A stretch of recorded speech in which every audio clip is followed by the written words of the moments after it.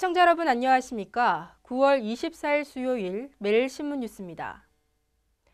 내년 3월이면 포항에서도 KTX 시대가 열릴 것으로 보입니다. KTX 직결선이 개통되면 포항은 사통팔달의 동해 권역, 교통허브로 발돋움할 전망입니다. KTX 포항 직결선이 내년 3월 개통되면 접근성이 획기적으로 개선돼 시민들의 생활에도 큰 변화가 예상됩니다.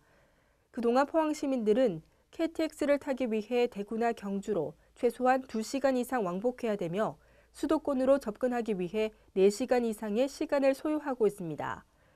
그러나 내년에 KTX 직결선이 개통되면 사회, 경제, 문화, 교육 분야에서 포항에 많은 변화가 있을 것으로 보입니다. 또한 수도권 기업의 포항 이전을 적극 추진하고 동해안의 투자 유치를 이끌어내는 데도 한층 유리할 것으로 전망됩니다. 이와 함께 KTX 포항 직결선 개통이 장기적으로는 지역 자원을 활용한 관광 산업의 활성화를 가져와 새로운 포항 문화를 발전시킬 것으로 기대하고 있습니다. 대구시가 지지부진한 시남 뉴타운 사업의 원활한 추진을 위해 지원책 마련에 나섰습니다. 대구시는 어제 동구 신암동 신암공원 인근에서 열린 현장 시장실에서 시남 재정비 촉진 사업의 원활한 추진을 위해 지원책 마련을 약속했습니다. 대구시는 재정비 사업 육성 방안으로 현재 건축물사의 거리 규제를 조례 개정을 통해 0.8배로 낮추고 전체 가구 중 8.5%인 임대주택 건립 규정을 변경해 5%로 완화하기로 했습니다.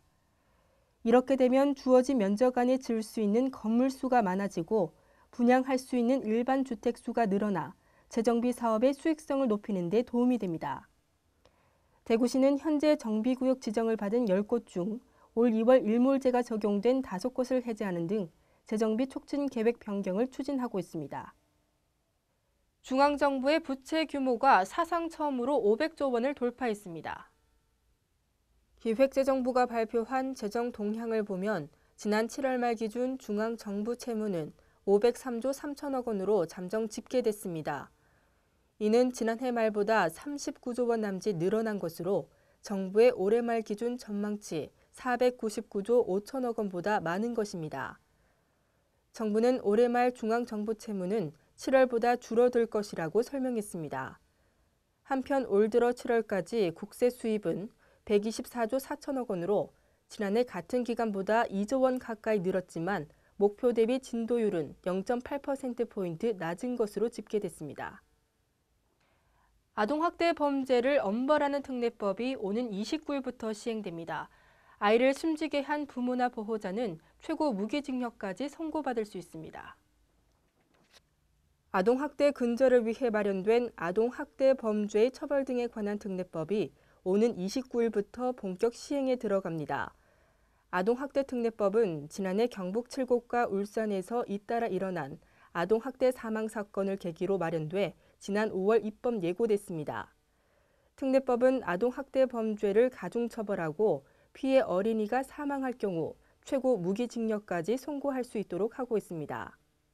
피해 어린이에 대해서는 성폭력 피해자에 준하는 변호사 제도 등을 지원을 제공하고 재판부의 결정에 따라 가해자로부터 격리돼 아동복지시설이나 위탁가정 등에서 지낼 수 있습니다.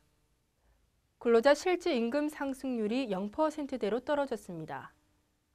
한국은행과 고용노동부에 따르면 지난 2분기 상용 근로자 5인 이상 사업체의 근로자 1인당 실질 임금은 월 평균 277만 2,643원으로 작년 같은 기간보다 4,813원, 0.2% 증가했습니다. 이런 증가율은 마이너스를 기록한 2011년 4분기 이후 2년 6개월 만에 최저치입니다.